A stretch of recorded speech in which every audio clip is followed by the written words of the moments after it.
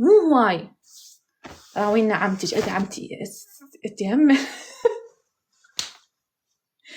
جاهلة جيبها عمتي يعني.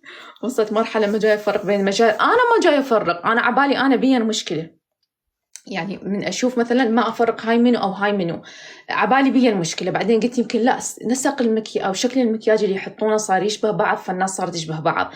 بعدين لما قمت أركز لا، هي أساسا حرفيا الملامح تشبه بعض.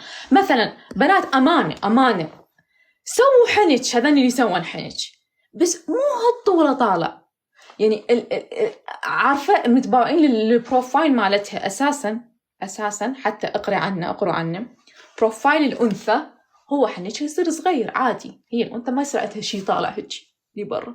أوكي، التفصال فك الرجل هو اللي يصير منه عريض وطول بالحنج، لأنه أوريدي الجمجمة مالته هاي المنطقة كلها تصير كبيرة. أوكي، فإحنا يعني يعني اللي تريد تحط حنج، وهو مو ضروري، مو كل واحدة تجي تحط حنج، ماكو هيك طالع. شنو يشجعك على مشاركة يومياتك مع الناس؟ كورونا، كنت قاعدة بالبيت ما عندي شيء. المهم أحلى شيء أوفج من هالكلام أريد أشوف ورشتك. تريد تشوف ورشتي؟ أوكي يا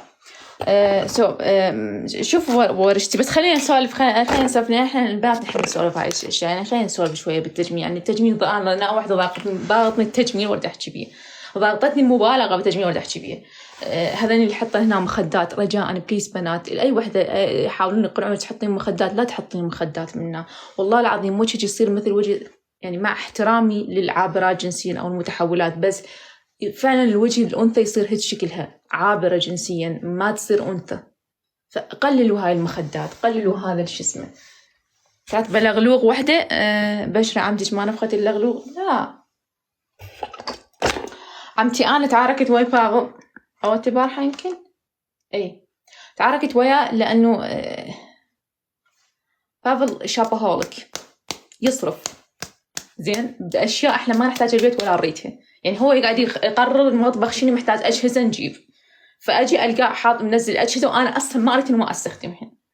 فتعاركت وياه إنه كافي بطل صرف ما أدري شنو، وزعلت شوي. فقعد شوي أنا نافخة اللغلوغ علي المفروض. فهي حست خطية، لقيتها رايحة قالت لي هي زعلانة علي، أروح أنا أخذ هدومي وأروح للفندق.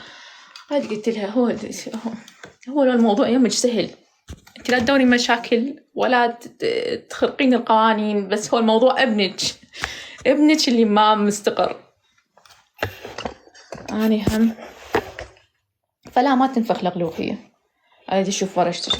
أوكي يعني ننسى نتحاشى اللي موجود بالقاع لأنه أنا بعدني قاعدة أنظف. أوكي، لكن نلقي نظرة سريعة ما أدري